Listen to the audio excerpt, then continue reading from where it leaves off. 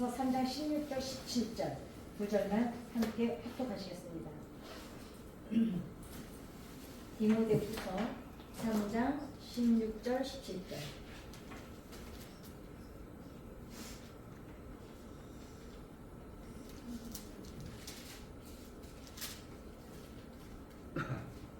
시작. 모든 성경은 하나님의 감동으로 된 것으로 교훈과 책망과 바르게 함과 의로 교육하기에 유익하니 이는 하나님의 사람으로 온전하게 하며 모든 선한 일을 행할 능력을 갖추게 하려 함이라. 사실 이 성경 두 구절이 오늘의 이 설교 내용의 총 아주 집합제입니다. 그러니까 하나님의 감동으로 성경은 기록이 되었고, 이 성경은 우리에게 때로는 책망을 통해서 우리가 바른 길을 헛된 길에서 바른 길로 돌이키게 해주시고, 그 다음에 하나님의 의를 가르쳐주는 책이기도 하고, 그 다음에 성경은 특히 어떻게 합니까? 우리를 하나님의 사람으로 만들어가는 거에 가장 아주 더 이상의 없죠. 그리고 어떻게 합니까?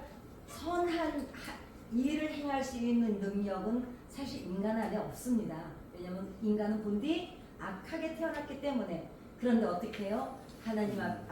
우리가 하나님 앞에 설 때 우리가 선한 양심으로 하나님께서 바꿔주셨고, 또 우리가 선한 것이 무엇인지를 알잖아요. 그죠? 그렇기 때문에 하나님의 성경보다 더 우리에게 아주 인생에 이거보다 더 큰 교과서는 없습니다. 자, 이거 이제 오늘의 디모데후서는 사도 바울이 디모데에게 보낸 편지입니다. 사도 바울이 이 고백을 할 때는 신약 성경이 완성이 된 때가 아니었고, 기록된 몇 개의 서신들만 이렇게 뿔뿔이 아직 신약 성경이 형성이 안 됐을 때입니다. 자, 그러면은 오늘은 이제 신구약 중강사 성경의 탄생에 대해서 이제 간단하게 요약을 해보려고 합니다. 우리 손에 이 성경이 들어오기까지 어떤 성경이 천로역경 같은 정말 그 길을 거쳐왔는지.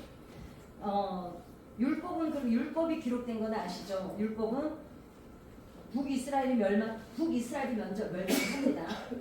그리고 100년 뒤에 남유다가 바벨론으로 멸망을 하죠. 근데 이제 100년이 지나서 멸망하기 전에 남유다에는 요시야 왕이 통치를 하고 있을 때 성전에서 우연히 뭘 발견합니까? 율법 두루마리를 발견을 합니다. 그러니 근데 그 당시 율법이 어떻게 돼 있었어요? 방치가 돼 있었어요. 그게 뭐에 쓰는 물건인지도 모르고 그냥 저 성전 한 귀퉁이에 그냥 처박혀 있었던 거예요. 자, 그러니 이 당시에 하나님의 말씀보다 뭐가 더 중요했어요? 성전이 더 중요했어요. 여러분, 이 교회는 중요하지 않아요. 이 교회가 모여서 우리가 하나님의 말씀을 배우고 하나님의 말씀을 나누니까 교회가 중요한 거지. 하나님의 말씀이 없는 곳이면요, 솔로몬 성전도 소용이 없는 거예요. 근데 이 사람들이 지금 어때요? 솔로몬 성전이 있을 때잖아요. 그런데 하나님의 말씀은 관심이 없어요. 그 성전이 그렇게 화려한데 말씀은 어디 그냥 저 창고에 그냥 저 뒷방에 처박혀 있는 걸 요시야 왕이 발견해서 어떻게 합니까? 종교 개혁을 일으킵니다. 그 요시야 왕이 몇 살인지 아시죠? 8살짜리. 예. 그리고 어떻게 합니까? 이제 성전 보수도 하고 이제 그렇게 합니다. 근데 이 당시에 어떻게 되냐면 요때도 율법 책으로 돼 있질 않았었죠. 요시야 왕이 발견할 때도 두루마리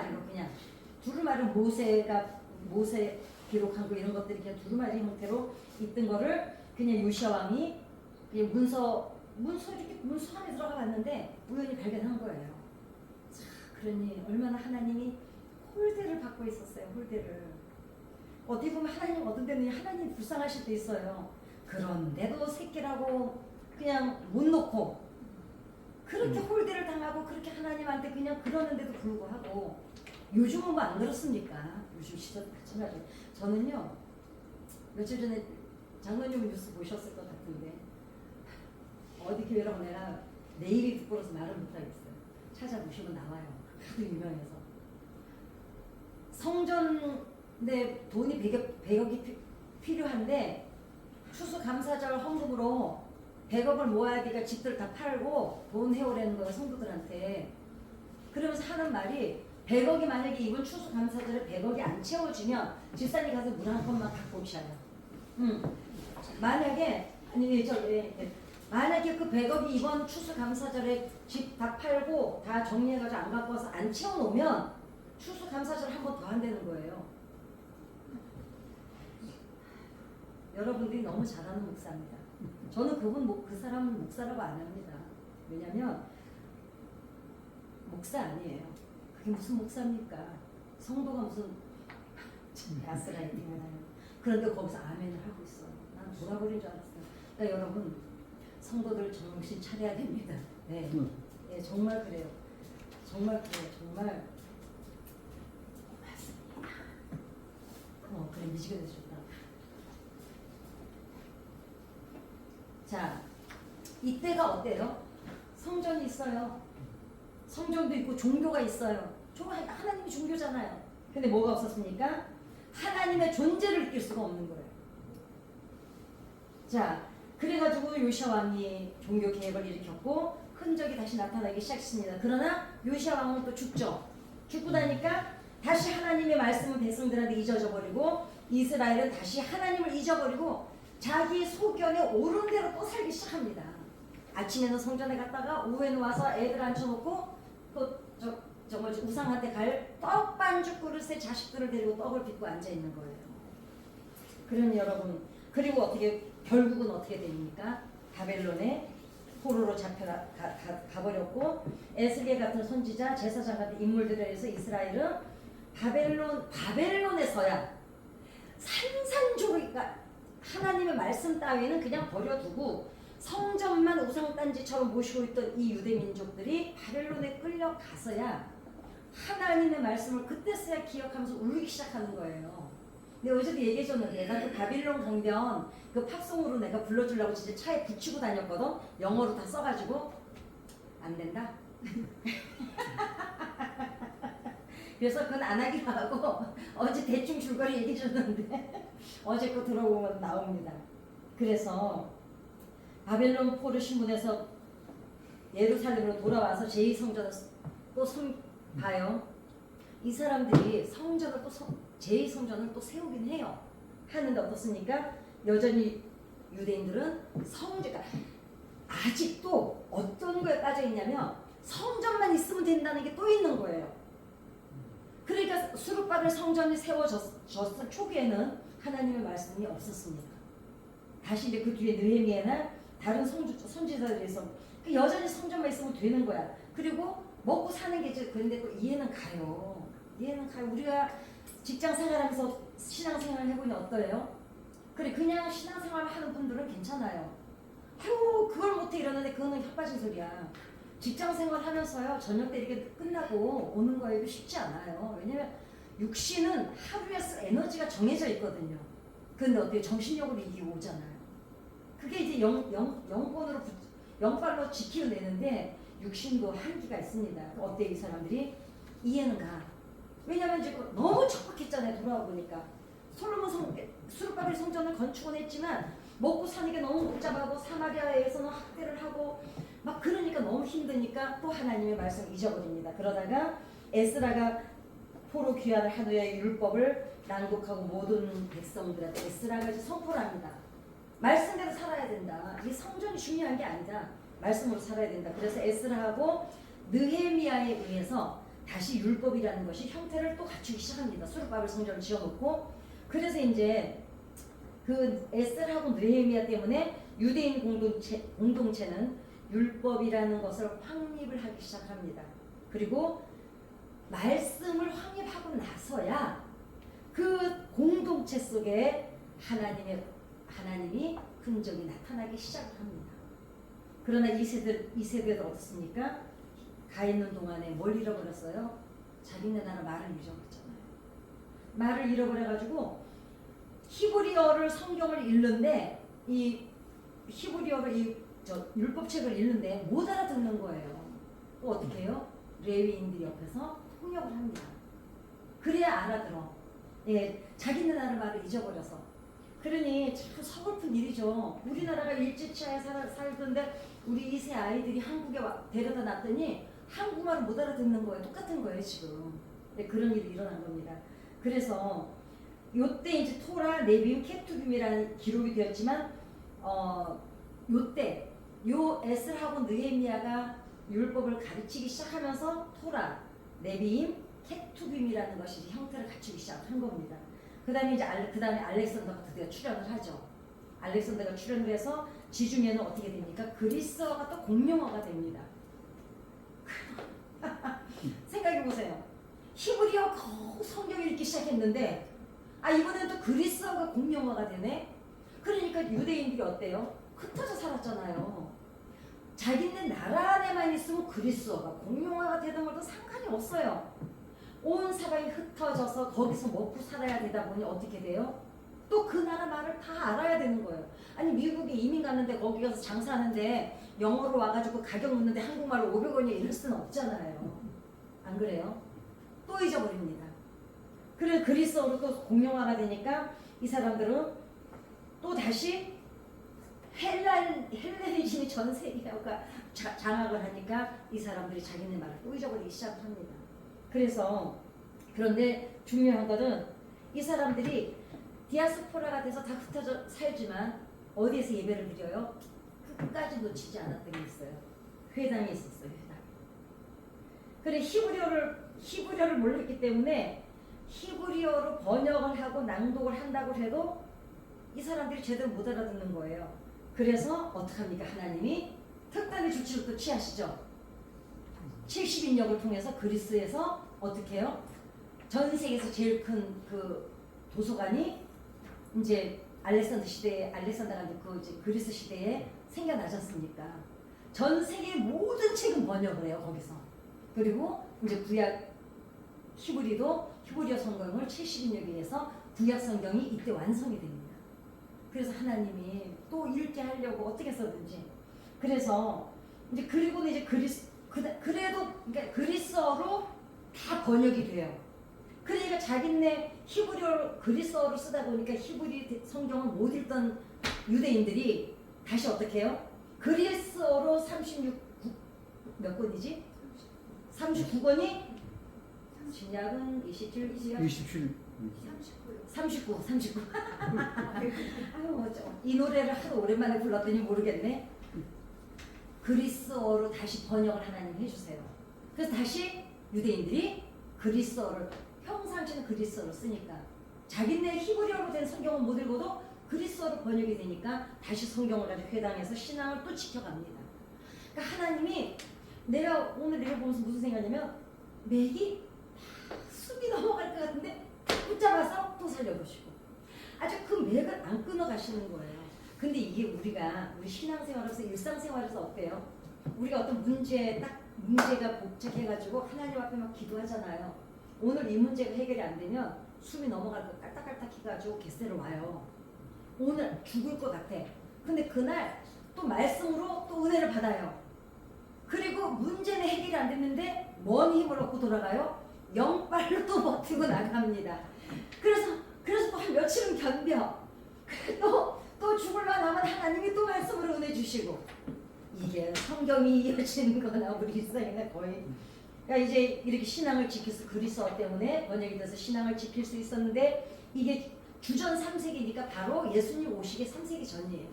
이렇게 구약 성경이 완성이 됩니다. 그 다음에 근데 이제 어때요? 주전 2세기부터 원래 그 전에는 그리스가 이 자기네가 정복한 나라들을 그렇게 학대를 안 했습니다. 근데 셀레우코스, 안티오쿠스 왕조가 어떻게 됩니까? 너무 심하게 또 이제 박해를 하기 시작합니다.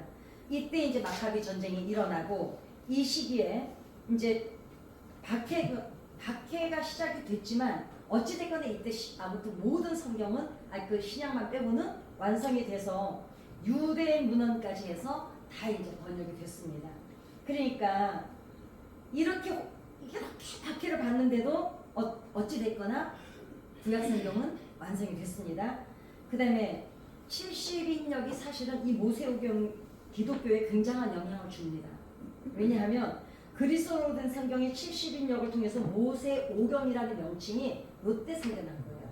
우리는 지금 모세오경이라고 그러잖아요. 이게 언제? 70인역 그리스어로 번역됐을 때 모세오경이라는 명칭 이때 생겼고 그 다음에 뭐 사무엘, 열왕기, 역대기 이런 것들도 저기 뭐지? 요때 다 나누어졌습니다. 요때 아무튼 구약 성경이 그리스어로 번역됐을 때. 그다음에 사람들이 그럼 이거는 이제 얘기했구나. 헬레니즘 시대에도 그러니까 결국은 히브리어로 된 성경은 못 알아들었지만 어때요? 그리스 성경은 알아들었기 때문에 어때요? 유대인들이 다시 회당에 모여서 말씀을 읽고 아이들한테 철저히 또 성경 교육을 시키기 시작을 해요. 그 유대인들의 그 성경 교육은 가히 정말 알아주면 합니다. 그러니까 그 아이들이 그러니까 2000년이 지나는 저 시대 속에서도 오늘 이스라엘을 구축하고 살 수 있는 거는 이렇게 말씀을 아이들을 어렸을 7살 전인가 8살 전에 아무튼 그 모세오경을 다 외우다시피 해야 되잖아요. 이거는 변함이 없습니다. 그러니까 이런 뿌리가 있는 거예요. 그러니 부모 여러분 자식한테 물려줄 거는 신앙의 뿌리밖에 없습니다. 왜냐? 그 뿌리가 튼튼하면 어찌됐거나 모진 비바람이 불어도 뿌리가 깊은 나무는요 견뎌요. 부러져도요 거기서 또 부러진 자리에서 옆에서 아시죠? 제가 나무 얘기해드렸죠 언제 이렇게 여기를 잘라내면 세 개가 다시 나와요. 가마리 두미가 하나밖에 없거든요. 근데 가지치기를 해주면 거기서 세 순이 나와. 그래서 이렇게 아주 풍성하게 되는 거예요. 그래서 분재는 그 원리예요. 짧게 만드는 게 다 쳐줘요. 그럼 다 옆에서 한 가지에서 세 가지 이상이 나와서 그렇게 풍성하게 돼서 분재를 만듭니다. 그러니 뿌리가 여러분들이 기도해 놓으면 부모의 기도는 자식 인생의 뿌리라고 했잖아요. 그러면 뿌리가 깊으면 부러지기는 해요. 근데 어때요? 놀라운 일이잖아요. 인생을 여러분들의 자식들이 살다가 비바람에 부러지기도 하고 넘어지기도 할 거예요. 그러나 뿌리가 살아있는 한 그 부러진 자리에서요 새순이 3개가 나오는 거예요. 그게 뿌리를 깊이 내린 나무의 특징이듯이 여러분의 기도에 여러분들의 후손이 그렇게 번성하게 될 줄 믿습니다. 예수님이 오셨을 때 가장 먼저 기록된 책이 마태복음이 아니라 우리는 신약 성경이 이건 너무 잘 알죠. 마태복음이 아니라 바울 서신입니다. 사도 바울 서신이 가장 먼저 기록이 되고 그 다음에 이제 마가복음이 기록되고 바울 서신, 마가복음 이후에 나머지 서신들이 기록이 됐습니다. 그 신약 성경은 왜 기록을 했을까요? 초대 교인들에게 공동체에 보내는 다 서신들이었어요. 예, 성경을 기록하려고 뭐 성경이다 하고 기록을 한 게 아니고 초기 기독교인들이 박해를 당하면서도 그 믿음을 지켜내야 되니까 제자들이 성경을 다 격려하느라고 너희들은 누구고 너희들의 뿌리가 누구고 예수님이 어떻게 하시고 이거를 서신으로 쭉 보냈던 것이 오늘의 신약 성경으로 이제 완성이 됩니다. 그 다음에 70년의 유대 전쟁이 일어나죠. 유대인들이 학살되고 유대 땅에서 추방이 되고 전 세계에 노예로 팔려가죠. 이때 사람들은 생각했어요. 아, 유대인은 끝났구나. 근데 어떻습니까? 요때 그 속세계던 바리새인들이 그 중에도 정신 차리는 사람들이 몇 명 있었어요. 요하난 벤자카이라는 사람이 이 사람이 얀미아라는 지역으로 가서 얀미아 회의를 엽니다. 그래서 이때 이 사람이 그러니까 이 사람은 어떻게 원문이 그리스어로 지금 구약 성경이 어떻게 돼 있어요? 다 번역이 돼 있잖아요. 빼버려요. 그리고 뭘로 하느냐? 원문이 히브리어로 기록된 것만 골라요. 그래가지고 모세오경만 이 사람들이 모세오경을 사용하죠. 구약 성경만 사용하죠. 그래서 히브리어로 된 것만 자기네 정경으로 채택을 해요. 지금 이거를 이스라엘은 여전히 성경으로 쓰고 있습니다. 그리고 여기에다가 이제 그리스어로 된 문헌은 정경 외로 분류를 해요. 이거는 왜? 하나님이 히브리어가 아니기 때문에. 그래서 이걸 바로 뭐라 그래요? 외경이라 그럽니다. 그 천주교는 외경을 사용하고 있죠. 히브리어로 된 거 아니면 인정을 안 합니다. 이제 이때 같은 시기에 서신서로 형성된 신약 성경들은 초대교회에서 빠르게 공유가 됩니다. 왜냐하면 서신이 계속 전달, 베베, 성경에 나오는 베베, 신약성경에 나오는 이 사람들이 어떻게 해요? 다 이거 그때는 뭐 어떻게 해요? 일일이 전해줘야 되잖아요. 이 사람들 서신을 전달하고 다니죠 이제. 그래가지고 주후 2세기 이제 어떤 중반부터는 성경으로서 권위를 서신서가 성경으로서 어떤 권위는 갖고 있었지만 언제요? 나중에 397년에 카르타고 종교회의에서 신약 27권이 정경으로 확정이 드디어 됩니다. 이때가 언제예요? 콘스탄틴 황제가 예수님을 영접하고 난 뒤입니다. 이제. 그래서 신약 성경 17권이 정경으로 확립되었던 주 4세기는 어떤 일이 일어나냐면 그리스어로 기록이 먼저 됩니다. 그리고 그리스어로 된 70인역도 있었지만 콘스탄틴 대제 이후에 로마 황제죠. 이 사람이 이제 국교로 자기가 먼저 이제 황제가 기독교로 개종을 합니다. 100년 뒤에 로마의 국교가 되죠. 이때는 국교까지는 아닌데 어찌됐거나 황제가 여러분 생각해보세요. 이 당시는 황제가 뭐였어요? 신하고 똑같았어요. 다른 거를 경배할 수가 없었어요. 중요한 거는. 그러니까 오직 황제에게만 절할 수 있었고 황제나 신이라는 호칭을 들을 수가 있었어요. 근데 신이 다른 신을 믿는데 그러니까 이제 로마가 어찌 됩니까? 이제 벌컥 뒤집혀서 그러면 어때요? 내 신이 누구 또 신이라고 하니까 이 신을 다 섬긴다 해가지고 이제 로마가 그렇게 뒤집어진 거죠.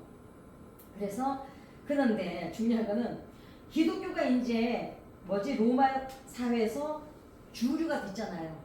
이제 국교화되시피 했잖아요. 이제 왜냐면 신 황제가 또 신을 섬기니까 됐는데 요때 로마잖아요. 그럼 그 전에 이 유대인들이 무슨 언어를 썼어요? 그리스어. 어떻게 돼요? 그리스어가 또 사라집니다. 왜냐? 로마에 정복당했잖아요.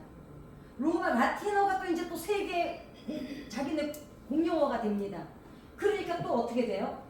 또 이제 자기 그리스어를 안 쓰고 이제 라틴어로 써야 되니까 이 사람들이 대중들은 또 성경을 제대로 또 못 읽게 된 거예요. 아니 그 전에 늙은 사람들은 돼요. 우리 왜 옛날에 일제 시대를 겪으신 할머니들이요. 이 일본말을 한국어보다 더 잘하는 분이 계시더라고요. 이 짝이 난 거예요 지금. 새로 그 다음 세대들은 그리스어만 라틴어를 알고 있기 때문에 그리스어를 모르니까 성경을 또 못 읽는 거예요. 그러니 진짜 저는 이걸 보면서 진짜 그냥 있잖아. 살만 하면 또 뒤집어지고 살만 하면 또 뒤집어지고. 그래서 그래서 제롬이라는 사람이 라틴어로 번역을 합니다. 이분이 중요해요.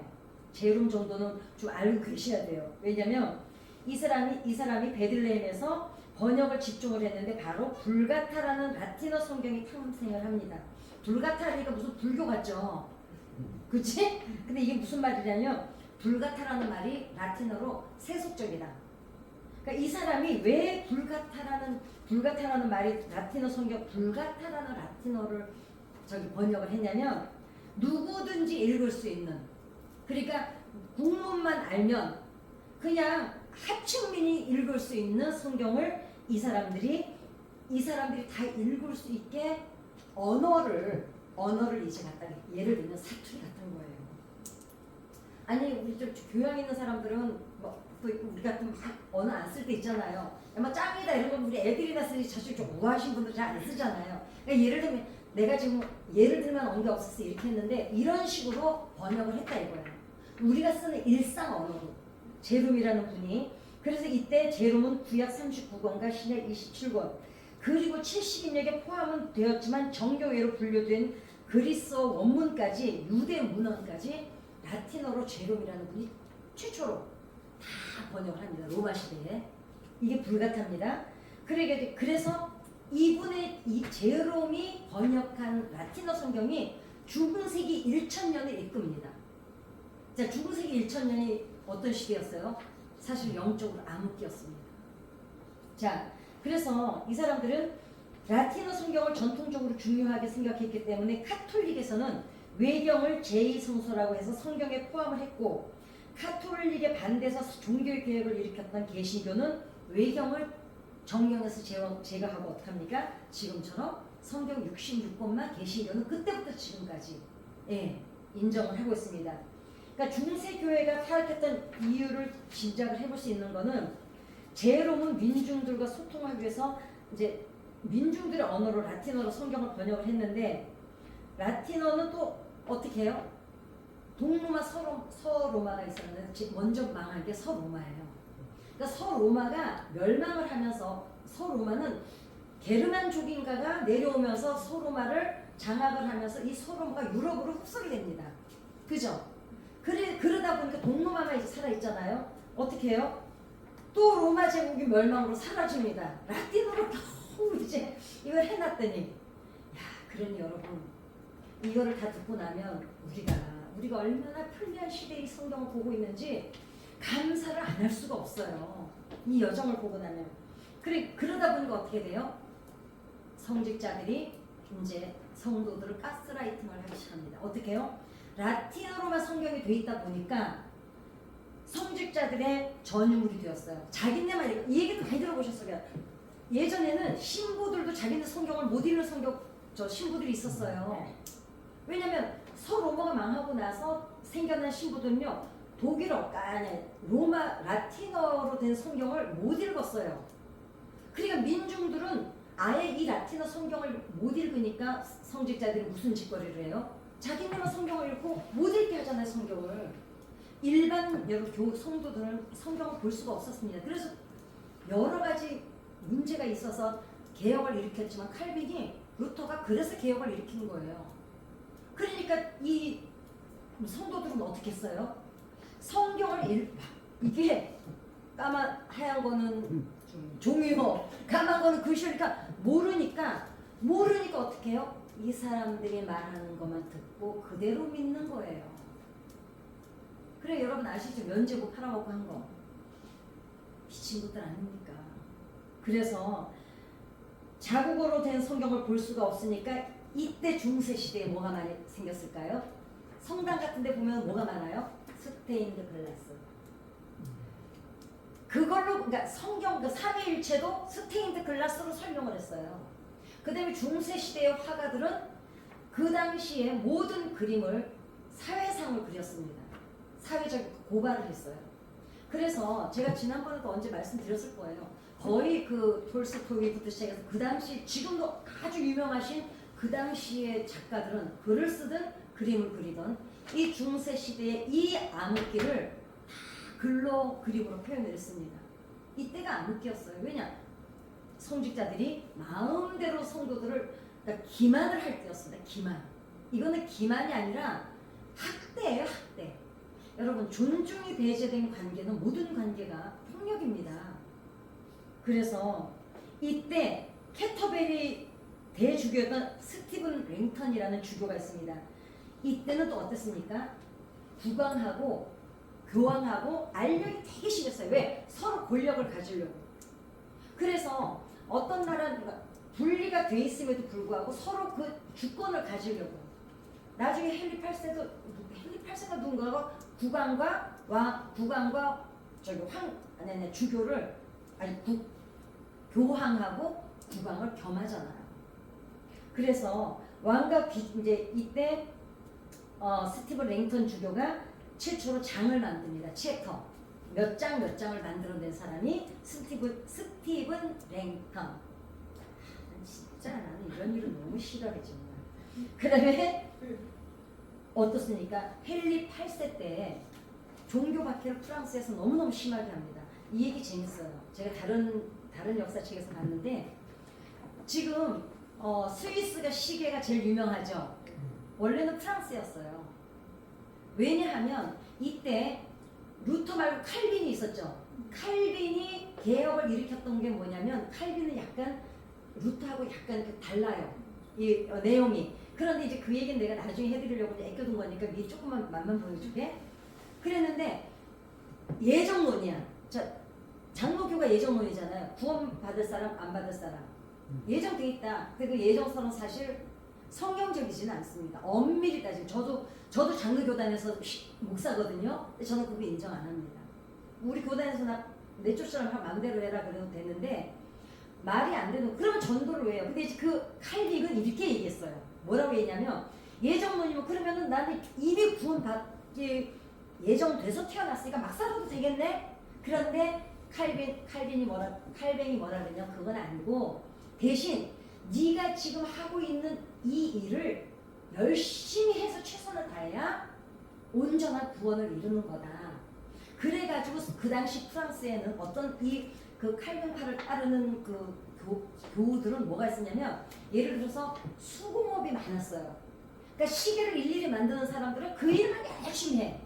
그래서 막 성공을 해. 왜냐? 한 가지 우물을 열심히 하니까 성공을 하는 거예요. 그래서 사실 이 교단은 돈이 많았어요.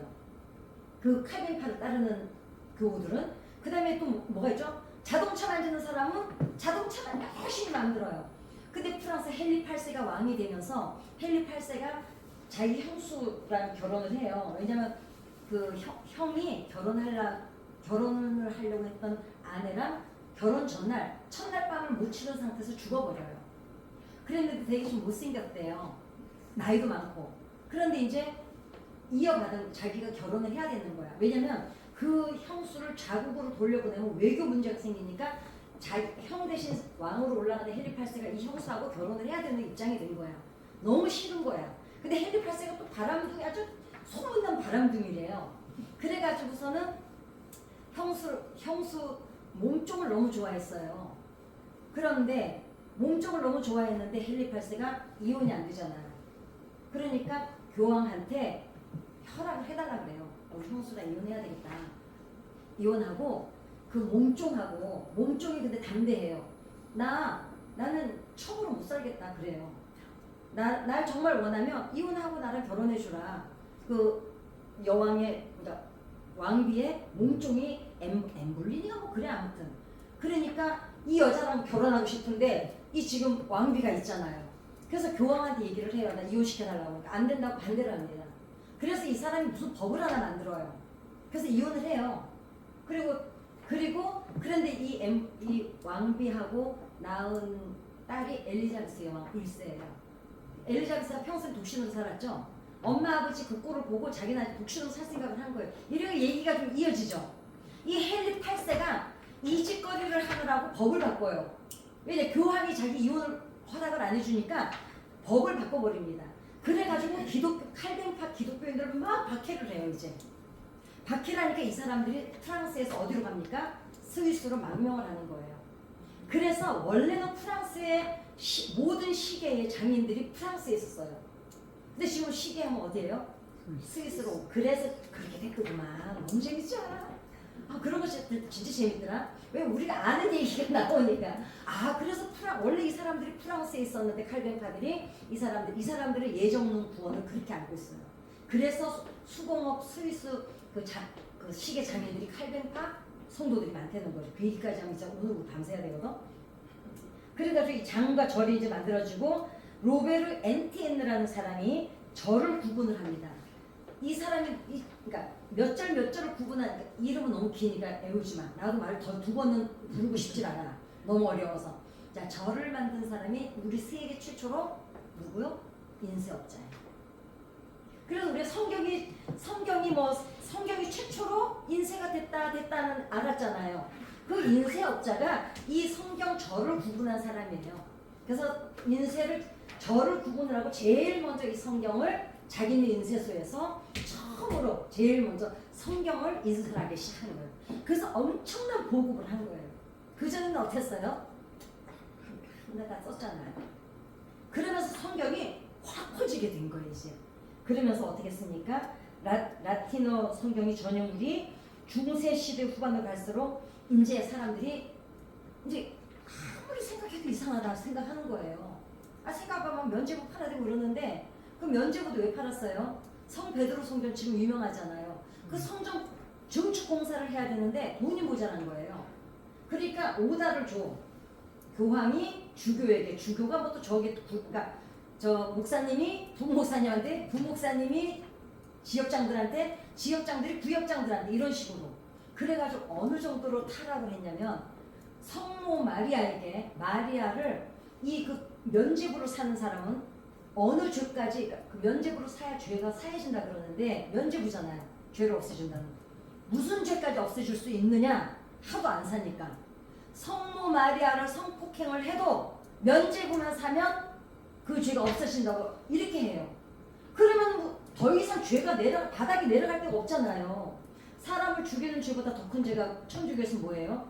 아니 어떻게 성모 마리아를 겁탈을 해요. 그래도 죄를 사함을 받는 정도의 힘이 있다면서 면죄부를 팔아댄 거예요. 그러니까 사람들이 어째요? 아무리 봐도 이상하잖아요. 그러니까 이제 안 되겠다. 각 나라 자국에서 성경을 갖고 라틴어를 갖고 있는 사람들이 자기네 나라로 자꾸 성경을 이제 그거 뭐지? 번역을 하려고 그러는데 이때 인소센트 3세는 1199년에 교황 인노센트 이름도 진짜 아이고 정말 무지란 것들은 이름도 이상해. 인노센트 3세 교황입니다. 교황이 성경을 아무나 읽지 못하게 번역을 금지령을 내려요.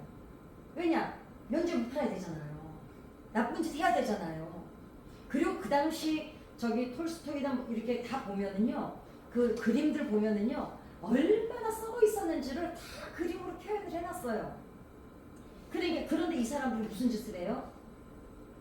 성경을 아예 금지령을 내려요, 교황이. 그래서 어떻게 됩니까? 그래서 루터가 종교 개혁에 물론 뭐 여러 가지 반박론도 있고 여러 가지가 있지만 그 안에는 성경을 번역하는 싸움도 있었다는 거죠. 그러니까 우리가 루터 하면은 이제 뭐 천주교의 그 비리 때문에 했다 그러잖아요. 근데 그것도 뭐예요? 그 당시도 맞아요. 성경을 신부나 주교나 교황밖에 못 읽었어요. 신부들은 못 읽는 사람이 더 많았어요. 근데 루터가 어떡합니까? 루터가 원래 집안이 가난했어요. 루터가 가난하니까 집에서는 법률가가 되기를 원했습니다. 근데 법률가가 되기를 원해서 법대를 갔어요. 갔는데 하루는 길을 가다가 나무가 번개에 맞아서 죽는 걸 봐요. 그때 근데 원래 어렸을 때부터 신부가 되고 싶었어요. 그랬는데 부모님이 법대를 가서 돈을 좀 벌어라. 법률가가 돼서 그 당시에는 법률가가 돈을 많이 벌었거든요. 의사 법률가가. 그랬는데 이제 집안을 일으켜야 되니까 맞으니까 갔어요. 근데 그 나무가 벼락에 맞아 죽는 걸 보면서 하나님이 노하셨구나 이래서 신학을 가가지고 신부가 됩니다. 그래서 교수가 돼요. 루터가.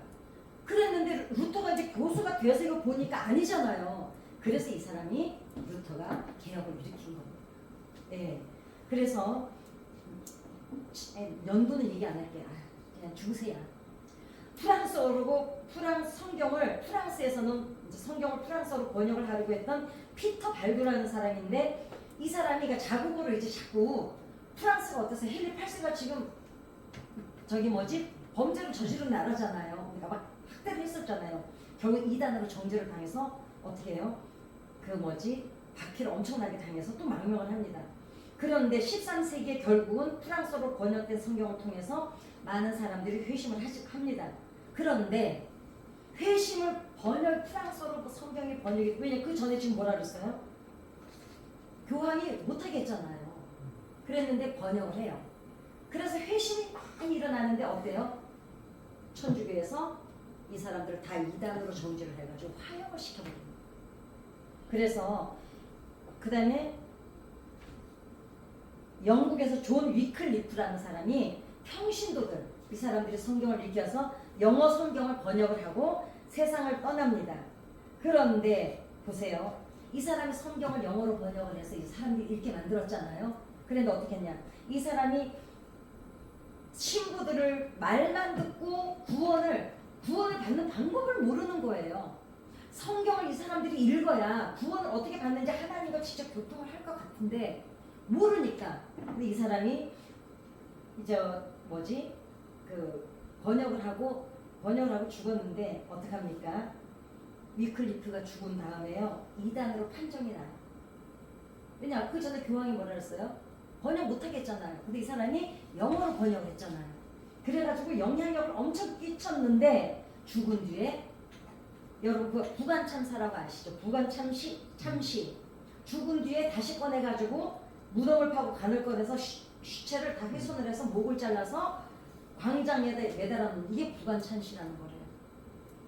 이렇게 못된 것들이 어디 있습니까? 성경 하나 번역했다고. 그래가지고 위클리프에서 영향을 받은 무리들을 이제 롤라파라 그러는데 이 사람 성경을 읽고 회심한 사람들도 다 막 그 이제 박해를 당하거나 화형을 당하거나 합니다. 그 다음에 잘못된 성경을 보니까 잘못된 성경 지식이 나온다 그래가지고 에라무스가 성경을 토대로 1000년이 넘는 라틴어 성경을 오류를, 그러니까 1000년이 넘는 동안 라틴어 성경으로 번역이 됐지만 오류가 너무 많은 거예요. 예를 들면 우리가 킹 제임스나 원본에는 있는 말씀이 우리 성경에는 없는 경우 있죠. 우리 여기 각각 알 수 없음 이렇게 나오죠. 그 킹 제임스나 히브리어는 있잖아요. 그 얘가 며칠 전에 읽었던 성경에는 싫어하지 아니하여가 아니고 거절하지 아니하였다라고 나오는데, 이게 사실은 우리가 알아듣기 때 아까 왜 민중들 언어로 성경 번역했다 그러잖아요. 그러니까 우리 송소공에서 우리가 흔히 쓰는 언어로 번역을 한 거예요. 그러니까 성경에는 내가 너를 싫어하지 아니하며라고 나와요. 근데 원문에는 뭐라고 나오냐면 거절하지 아니하였다고 나와요. 여러분, 싫어하지 않은 거 하고요, 이제 지난번에 잘려서 이어서 갑니다. 그러니까 싫어하지 아니하였다와 거절하지 아니하였다의 차이점은 사실 그 내용에는 엄청난 차이점이 있습니다.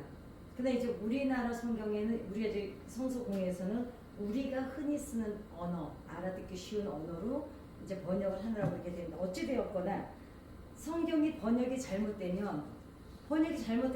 그만큼 바른 믿음을 가질 수가 없죠. 왜냐, 하나님의 뜻을 제대로 전달이 안 되니까요. 그러니까 에라스무스라는 사람이 그 번역을 다 해서 이제 오류를 일일이 지적해서 번역을 해서, 그러니까 이 사람이 그 성경의 번역의 오류를, 이제 번역의 문제에 대해서 오류를 지적을 하면서 이제 다시 번역이 들어가서 어떤 결과가 나왔냐면, 이 사람이 다시 번역을 해서 번역한 그리스어 성경은 시대를 완전히 변화시키는 놀라운 일이 일어납니다. 그러니까 이제 그때 1000년 동안 라틴어 성경이 잘못된 거를 에라스무스가 그리스어로 다시 번역을 해서 이제 시대를 변화시키는 촉매체 역할을 했고요. 1510년경에 에라스무스가 번역한 성경을 통해서 루터가 영향을 받습니다. 루터가 영향을 받고, 그래서 1517년에 독일에서 종교 개혁을 일으킵니다. 그러니까 성경이 번역이 잘못되면, 예를 들어 믿음으로 구원받는 거를 조금만 틀리게 해놓으면 모르는 거예요. 그러니까 이제 성경의 이 원문 번역이라는 건 그렇게 중요합니다. 루터가 이단으로 정죄를 받아서 목숨의 위협을 느꼈을 때 바르트부르크 성에서 숨어서 했던 일이, 그러니까 이제 이단이라고 정죄를 받으니까 이제 루터가 이제 도망을 갑니다. 그래서 이제 성당에 숨어서 독일어로 성경을 번역했던 일이고, 루터가 종교 개혁을 확산시킬 수 있었던 기초가 바로 그 독일어 성경을 번역을 한 것의 기초가 되었습니다. 에라스무스의 영향을 받았던 윌리엄 틴테일이라는 영어 성경을 번역을 착수해서 1526년도 틴테일 성경이라고는 다들 잘 아시죠? 네, 틴테일 성경은 있습니다. 그렇지만 영국의 헨리 팔스는 자국어 성경을 번역했던 틴테일을 수리령을 내립니다. 헨리 팔스는 유명하죠. 아무튼 그 형수랑 결혼을 했는데 그게 너무 싫어서 이혼하려고 자기가 이제 그 개혁을 일으켰는데, 자기한테 맞춰서 개혁한 헨리 팔스, 그 유명합니다. 틴텔은 유럽으로 망명을 했고 벨기에에서 몰래 성경을 영국으로 밀반입시켰지만 결국 체포돼서 또 화형을 당합니다. 헨리에 의해서. 근데 이 헨리에 대해서 화형을 당하면서 이 틴테일이 이제 죽기 전에 기도를 해요. 하나님, 영국 국왕의 헨리 8세의 눈을 뜨게 해달라고 기도를 합니다. 그런데 헨리 8세는 2년 후에 1538년에 개신교 박해를 중단하고 틴테일 성경을 완성된 형태인 대성경, 틴테일 성경이 이제 대성경으로 바뀌어서 모든 교회 비치하라고 이제 명령을 또 내립니다. 하나님께서는 어찌되었거나 우리가 누군가를 위해서 기도하면 그 기도를 응답해 주십니다. 우리가 중보기도 되는데도 구원 안 받는 사람들 있잖아요. 근데 어느 날 돌아보면 하나님께서 우리가 이 땅을 떠난 뒤에라도 그 기도가 뿌리가 되어서 결국은 구원의 열매라는 형태로 이제 열매가 맺어집니다. 그러니까 중보기도 하시다가 절대로 포기하지 마시기 바랍니다. 근데 이제 그러나 메리 여왕이 또 개신교도들을 잔혹하게 박해하면서 영국의 개신교도들은 스위스 제네와를 좀 망명을 하게 됩니다. 제가 언제가 말씀드렸어요. 결국 스위스에서 시계가 유명하게 된 게 이쪽에 영국에 있던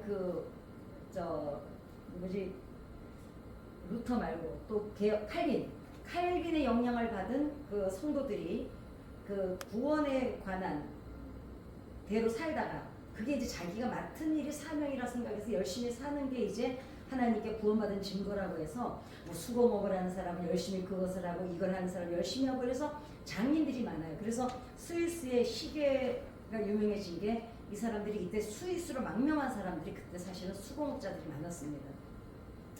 그 다음에 1560년에 망명자들의 성경이라고 불렀던 제네바 성경이 틴테일 성경을 토대로 완성이 됩니다.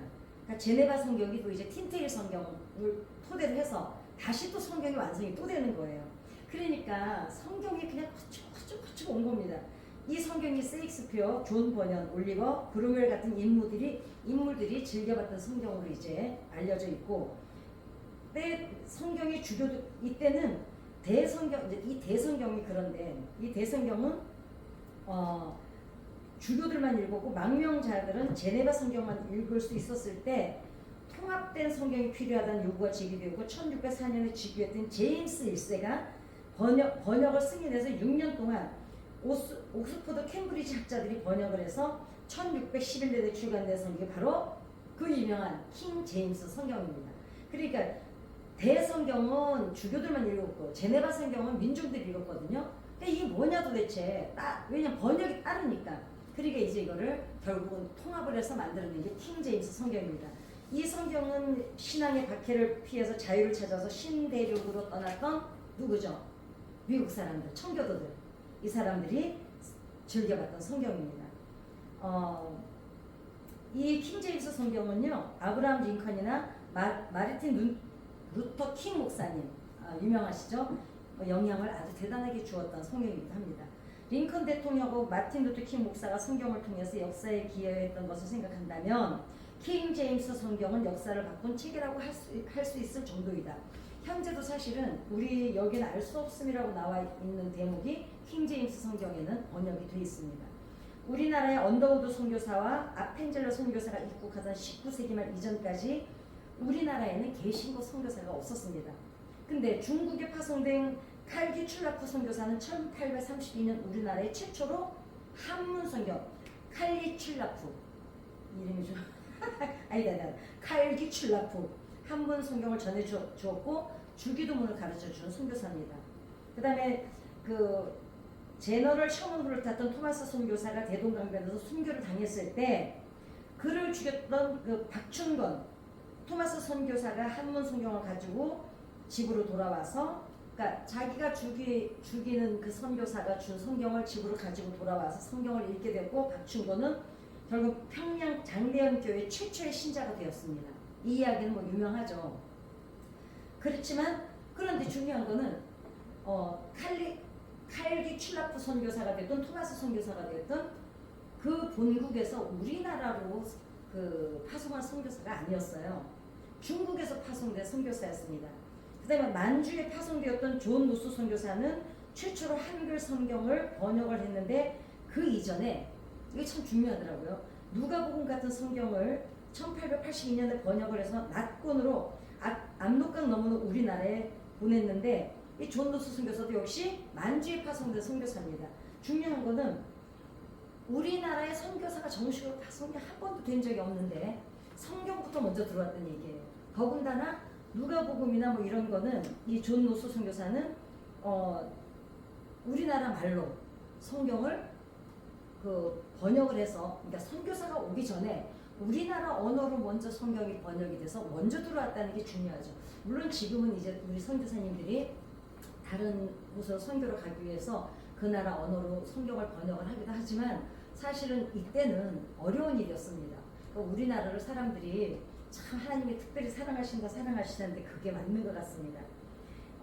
우리나라에 전파된 기독교 축에는 한글 성경이 있었기 때문에 1906년 원산 대부흥과 1907년 평양 대부흥이 일어나면서 복음의 확산이 될 수가 있었습니다.